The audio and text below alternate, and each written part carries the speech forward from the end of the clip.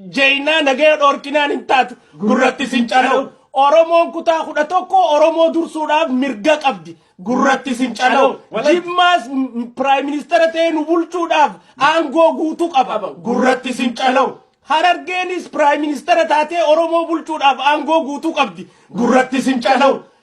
Illibaabur Oromoo dursitee biyya bulchuudhaaf aangoo guutuu qabdi gurratti sincalaw Arsiin Prime Minister taatee Oromoo dura deemtee biyya bulchuudhaaf mirga guutuu qabdi gurratti sincalaw Walloo Oromoo dura deemtee Prime Minister taatee biyya bulchuudhaaf mirga guutuu qabdi gurratti sincalaw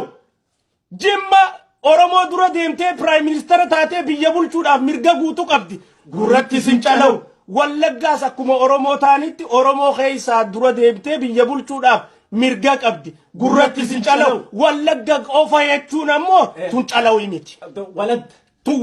walad yoo nuti masaraan seenneen nu bira indaleeydu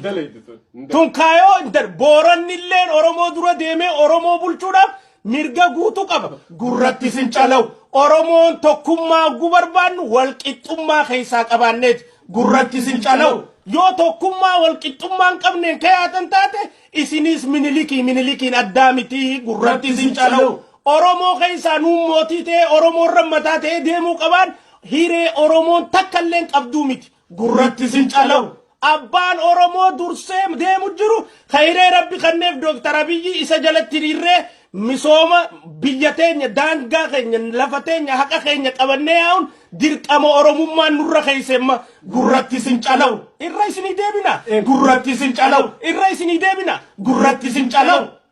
eenyu xabaqaa Oromoo isin qofa godhe tanaaf wal addaa jenna jechuudha afaan guuttanne akkasi Booranninis Harargeenis Jimmaas Ilibaaburis Arsiinis Oromoon naannoo kudha tokko hundinuu Oromoo dura buutee Oromoo hogganuudhaaf mirga guutuu qabdi gurratti sincalaw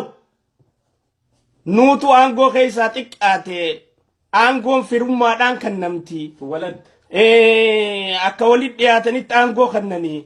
maarree jaanii ta'anii Facebook irraa katabuu fi TV irratti haasa'uudhaan maal ta'uudhaan wanni aangoon namaa hiramtu takkallee nun jirtu gurratti sincalaw abbaan Oromoo dursee deemu jiru khayree rabbi kanneef Dr. Abiyyi isa jalatti hiriirree misooma biyya teenya daangaa keenya lafa teenya haqa keenya qabannee yaa'uun dirqama Oromummaan nurra keessemma gurratti sincalaw irra isinii deebina gurratti sincalaw irra isinii deebina gurratti sincalaw eenyu xabaqaa Oromoo isin qofa godhe